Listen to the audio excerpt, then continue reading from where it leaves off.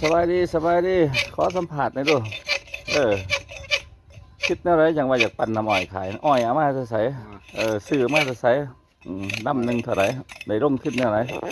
อ้อยเขาซื้อเองเขาปลูกเอง โอ้ปลูกเองวะนี่ปลูกเองว่าได้ร่มขึ้นสูงตัวนี่เนาะบ่อ้อยบริซื้อที่ว่าอ้อยบริสุทธิ์เนาะซื้อของเขามีอยู่แล้ววัตถุดิบที่ว่ามีอยู่แล้วเครื่องปั้นเด้ได้ไหมใช่ซื้อได้เครื่องปั่นเท่าไหร่มูลค่าทั้งหมดปั่นหัน3,800,000โอ้ปัจจุบันนี่เป็นแนวไหนเลยทดลองเบิ่งนะวะเดี๋ยวซื้อได้ขายแนวไหนละลองเบิ่งแล้วแซ่บหวานหวานดีเนาะหอยธรรมศาสตร์ที่ว่าปลูกเองแต่ว่าได้ขายเท่าไหร่ละหรือว่าจังไหนนี่บุท่านมีลูกค้ายังบ่ทันมีลูกค้าเพิ่มท่านมีลูกค้าเสร็จจังไหนกินกระบอนก็ได้กินกระบอนหรือว่าสั่งก็ได้ไปส่ง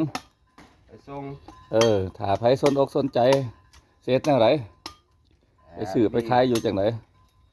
ขายลูกค้าก็อ้อมแอมเท่านี้แหละมีบ่เบอร์อยากฝากไว้ให้ลูกค้าเนี่ยมีเนาะเบอร์โทรศัพท์เท่าไหร่เบอร์โทรศัพท์58615686โทรบริการส่งถึงที่หอเทือนบอกขีดใดขาทรงอยู่เขตนี้แต่อยู่เขตอ้อมแอมถือว่าเขตในถือว่าต้องได้ค่าบริการขนส่งเอาดีเป็นยังไงขอโชคดีเด้อสื่อไรขายมันเด้อทำด้วยเฮง